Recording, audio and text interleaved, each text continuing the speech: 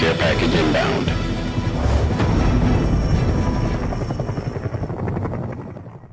And the last woman. This woman, unlike the other ones where it's talking about, your interaction with someone else, this one is 100% deals with you personally. Big Butt Bertha.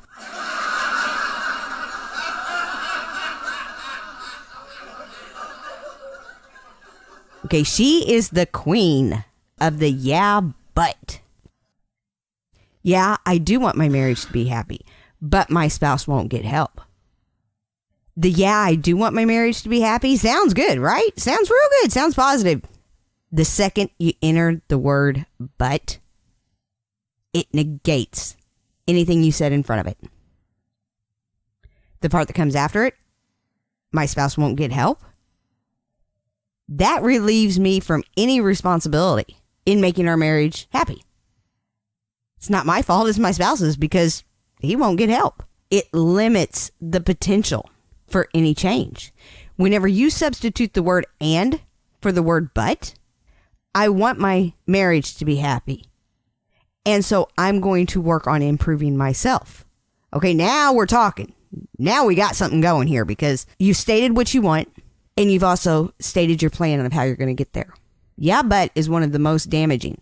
It's what I call a limiting belief. Limiting beliefs are stories we tell ourselves about our own lives. Okay, and they shape and determine how we view our own identity. For instance, if I were to say, why does this always happen to me? That is actually very different from what can I do to change this? One is very limiting, making me a victim, and the other is very empowering. Your mindset and your way of thinking can either help you or they can hold you back. Your beliefs become your reality. Whether your belief is a way of thinking that will help you achieve your goals or not, you will always find evidence to support your belief and have it become your reality. When you say, I can't, okay, I'm 4'9". If something's on top of the fridge, I could say, I can't reach that, right? But what happens whenever I do that? I stand there and nothing happens. But at 4'9", whenever I look at that and go, I'm short in stature. How am I going to get it? Okay, now we've opened up a door of, let's see how we can work on this. I can get a chair. I can get a ladder. There's tons I can do. So it's all in how you look at a situation. Whenever you say, I should. Should is about the worst word that ever could come up with. That basically you either do what you should be doing, what you're saying that you should be doing, or you're okay with not doing it. It's one of the two.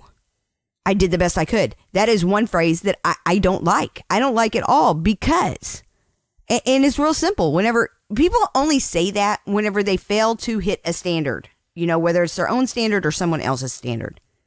Okay. And this is, now mind you, this is knowing that you'll never be perfect. There is no perfect. You can never obtain perfection. You'll never hit that goal. Okay, but the truth is, I did the best I could is really, for the most part, an excuse. I don't believe in doing the best you can, and I don't believe it exists. I believe you can always do better, but whenever you say it, all you're doing is putting a ceiling over your head, limiting your future growth. It's basically ensuring that you never do better. There's always room to grow. There's always room to learn. When you say, I did my best, that just lets you off the hook for failing instead of getting in there and keeping at it and learning new things. Look at things as I gave it my all today, and tomorrow I'm going to give it even more. That's empowering. That is so empowering. I have to. No one has to do anything. You choose to do it. Okay, I have to pick up my kids at 2:00. No, I don't have to pick up my kids. I could not pick up my kids, but because I want to be a good parent, I'm there when my kids get off school. I choose to do this. You see how changing your beliefs, changing these stories that we tell ourselves, they can become a new reality, a new belief. To overcome, you've got to replace the negative with positive. So the challenge becomes to create new pieces of the story that you're telling yourself. You have to rewrite your story. I had to sit and write them down. I want to save my marriage. I didn't say I don't think our marriage can be saved because that would have guaranteed that my marriage wouldn't have been saved. I changed the story I was telling myself to, I'm willing to do whatever it takes to save and change my marriage. Because to me, my marriage is that important. And once I made that decision and I put it in writing, that's my goal. And then I start looking at all the different behaviors that I'm doing and start analyzing myself.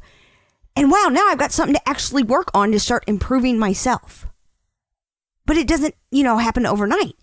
As nice as all this sounds, it's not going to instantaneously fix your marriage.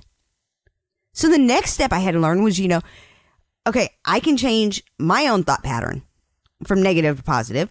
I can analyze and see where I need to change behaviors, how I'm interacting with my spouse. But we're still not seeing eye to eye. Why is that?